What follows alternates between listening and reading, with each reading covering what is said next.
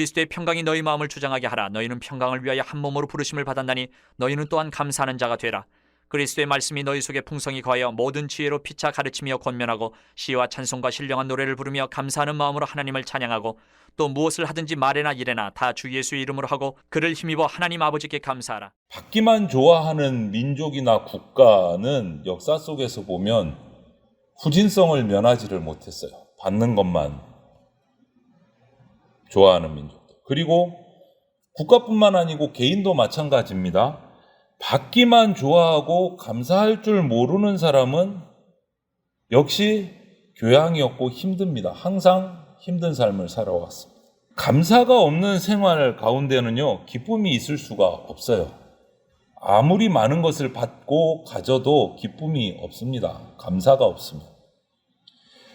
인간과 동물과 다른 점은 인간은 사물을 관찰할 수 있는 능력, 또 생각하고 행동할 수 있는 이성이 있다는 것이 동물과 다른 점이에요. 사람은 은혜를 입었으면 기억하고 생각하고 은혜를 갚습니다. 그리고 하나님께는 항상 또 감사해야 합니다. 인간이 하나님께 감사해야 하는 이유는 우리가 살고 있는 모든 환경과 나에게 주어진 은사가 하나님께로부터, 하늘로부터 온 것이기 때문에 우리는 감사할 수밖에 없는 거예요. 우리에게 주어진 모든 것이 하늘로부터 온 겁니다. 그러니 감사할 수밖에, 나는 받은 거 없습니다, 이런 말을 할 수가 없는 거예요.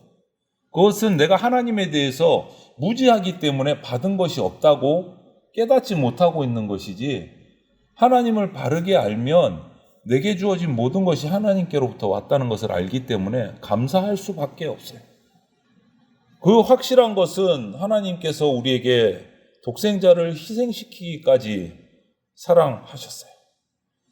그런 사랑을 표현해 주셨는데 인간인 우리가 아무런 반응 없이 멀뚱멀뚱 엉뚱한 삶을 살아가고 있다면 그것은 인간으로서 올바른 삶이라고 말할 수가 없는 거예요.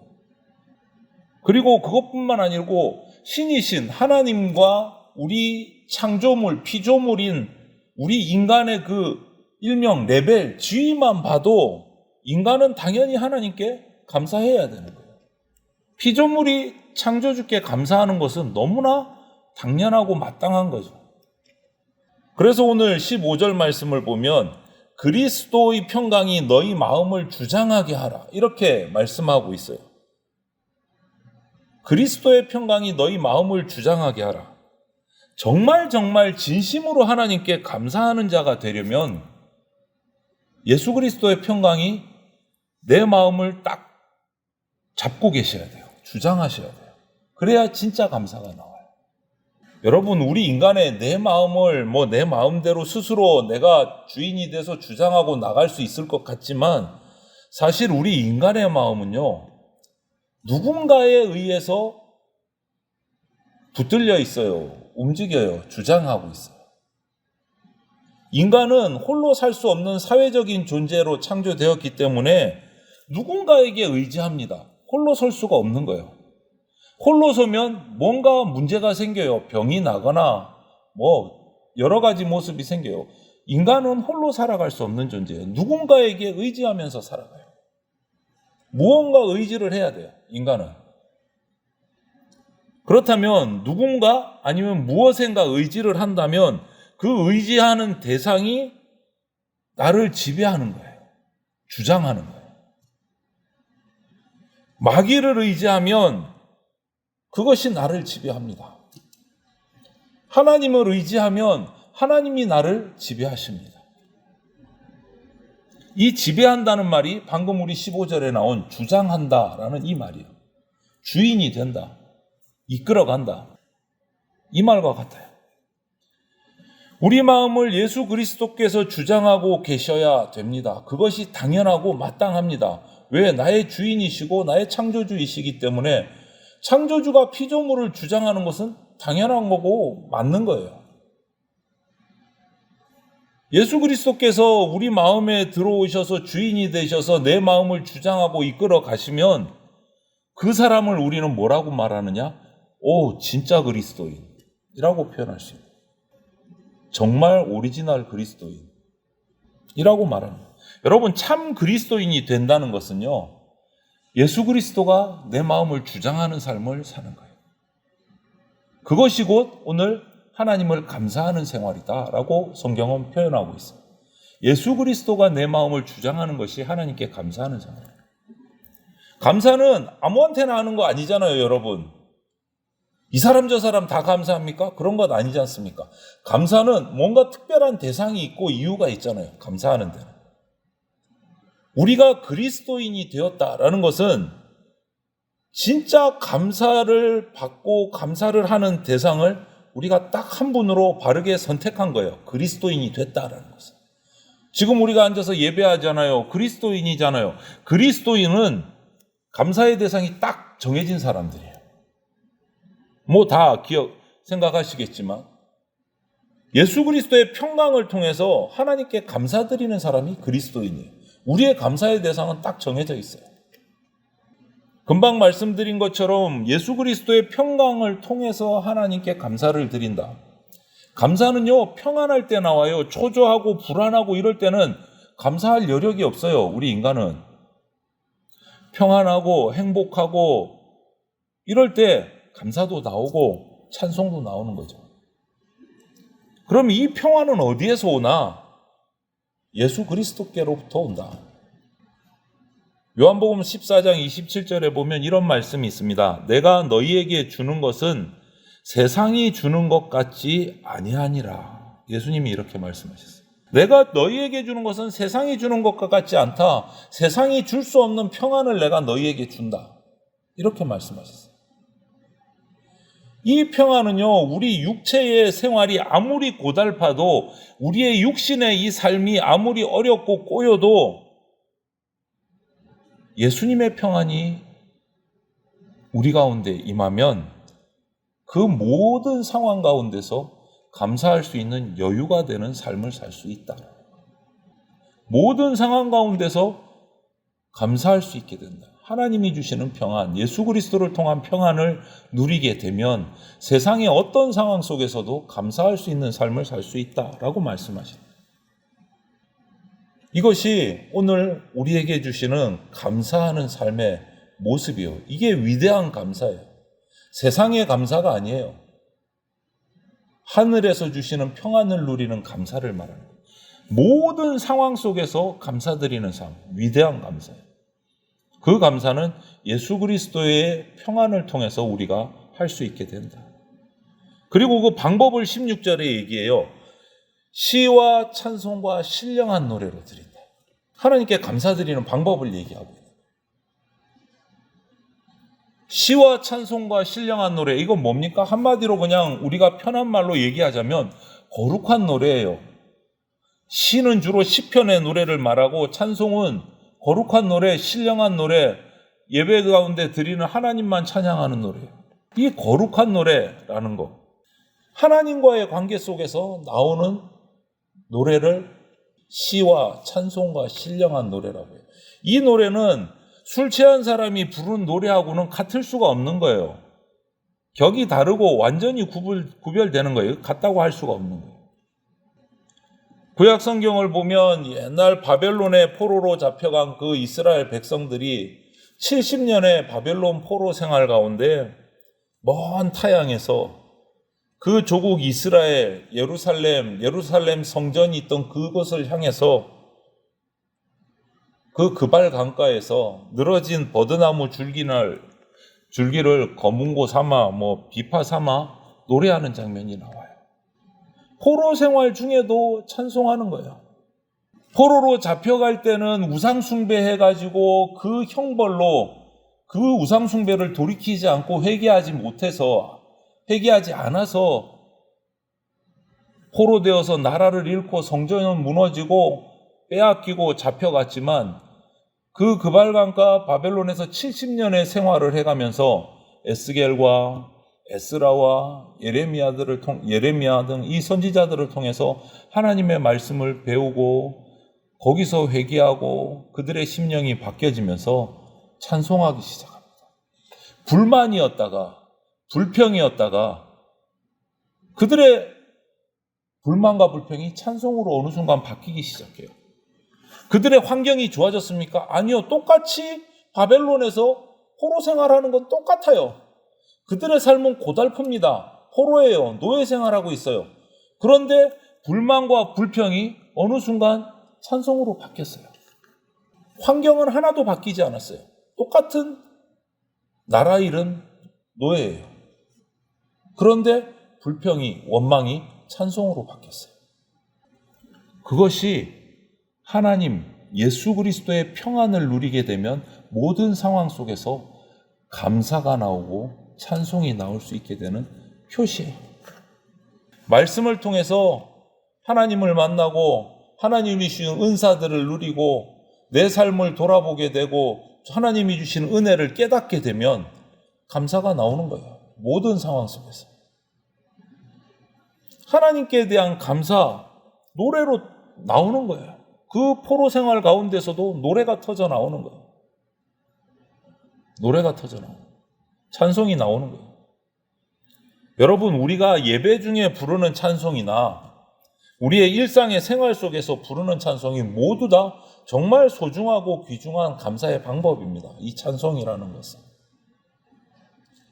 저와 여러분이 교회 예배 이 시간, 한 시간 그뿐만 아니라 여러분 일상의 삶 속에서도 하나님을 향한 찬송이 계속 나올 수 있기를 바랍니다. 예전에는 CD 음반을 사야 되고 찬양 테이프를 사야 되고 그런데 요즘에는 스마트폰이 있어서 키기만 키면 마음만 먹으면 가요도 들을 수 있고 트로트도 들을 수 있고 찬송도 들을 수 있어요. 무엇을 선택하느냐는 우리가 선택하는. 여러분이 결단하면 24시간 여러분 옆에 찬양이 나오고 찬양을 따라하고 찬양을 드릴 수 있어요. 여러분, 우리의 삶이 예배 때만이 아니라 모든 삶 속에서 하나님을 찬송하는 삶이 되기를 바랍니다. 그것이 하나님께 감사하는 방법이에요. 오늘 나오잖아요. 시와 찬송과 신령한 노래로 하나님을 찬양하고 감사한다. 그게 우리 삶의 모습이 돼야 됩니다. 성도가 우리가 기도할 때 예수님의 이름으로 기도 드립니다. 하나님께 드리는 감사도 마찬가지예요. 그런데 가끔 보면 기도 드릴 때 간혹 실수해서 그럴 수도 있는데 긴장해서 그러실 수도 있어요. 특히 공기도 대표기도 하실 때. 처음에 하나님 이렇게 부르고 기도가 일반적으로 시작되는데 정말 소수지만 어떤 분이 예수님 하고 이렇게 기도를 시작하시는 분이 계세요.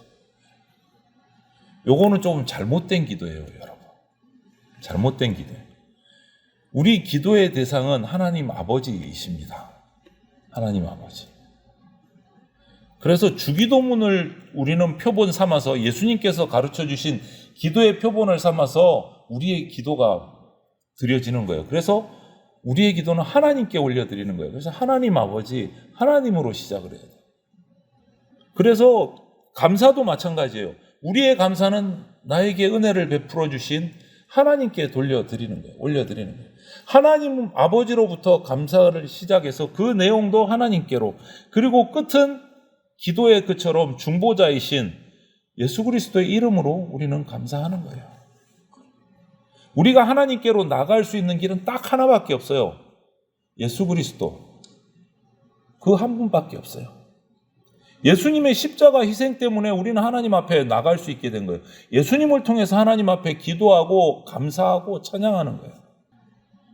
이렇게 모든 감사의 대상은요, 우리는 천지를 창조하시고 나를 창조하신 하나님 아버지, 그리고 예수 그리스도를 통해서 감사를 드려야 돼요. 그것이 올바른 감사예요. 우리가 하루하루 살아가는 동안에 감사해야 될 조건들 너무 많습니다. 그런데 우리는 그냥 휙휙 지나가요. 그런 생각 미처 하지 못하고 이것이 감사해야 될 것인지 아닌지도 모르고 그냥 지나가 버려요. 평상의 일상의 삶처럼 그냥 평상시 별일 없이 지나가니까. 그런데 여러분, 아침에 눈을 뜨고 호흡이 나에게 오는 것이 얼마나 큰 감사인지 모릅니다. 아침에 눈을 뜨고 하루를 살아가는 것, 하나님이 나에게 하루의 삶을 주신 것부터 감사의 시작이에요. 뭔가 특별한 의리의리한 게 있어서 감사가 아니고 내가 아침에 눈을 뜰 수 있고 일어나기 싫지만 폰에서 울리는 알람을 끄면서 일어나는 것 자체가 감사의 제목이에요. 사도 요한이 그가 성경을 쓰면서 예수님께서 하신 일을 다 기록하려면 천하에 둘 곳이 없다 이렇게 표현을 했어요. 하나님께로 받은 우리 인간이 받은 은혜는요 다 헤아릴 수가 없어요. 태산에 비할 수가 없는 거예요. 우리가 받은 은혜는. 그래서 우리의 감사의 생활, 위대한 감사는요 뭔가 엄청난 것을 받고 감사하는 것이 아니라 위대한 감사의 생활은요 우리 한 명 한 명 각자 성도님들의 삶 속에서 끊임없이 감사의 제목을 발견해 나가는 것이 위대한 감사예요. 작든 크든 사소한 것이든 특별한 것이든 그것을 놓치지 않고 발견하고 하나님 앞에 감사하고 찬양할 수 있는 것이 위대한 감사예요. 놓치지 않고 감사할 수 있는 거예요. 놓치지 않고. 감사는요, 우리 인간이 가져야 하는 가장 중요하고 본능적인 미덕이기도 합니다. 이 감사는 특히 우리 그리스도인은요, 신앙을 바탕으로 해서 하나님께 드리는 우리 인간 피조물의 인간된 도리예요. 반드시 해야 하는 거예요. 창조주께 돌려드리는 피조물의 당연한 도리예요. 빠뜨릴 수 없는 거예요, 여러분. 그렇게 감사할 때 하나님께서는 우리에게 더 큰 은혜로 부어주신다. 더 큰 은혜로 부어주신다. 그래서 사도 바울은 뭐라고 얘기했습니까? 우리가 잘 아는 말씀 있죠? 어떻게 감사하라고요? 범사에 감사하라. 범사가 뭡니까? 특별한 일입니까? 아니요. 그냥 일상의 삶 속에서 감사하라는 거예요. 평범한 삶 속에서 감사하라는 거예요. 범사에 감사하라.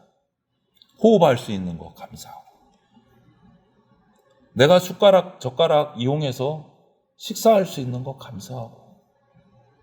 범사에 감사하라. 범사에 감사하라. 그것이 위대한 감사다. 위대한 감사. 여러분 생각해 보십시오.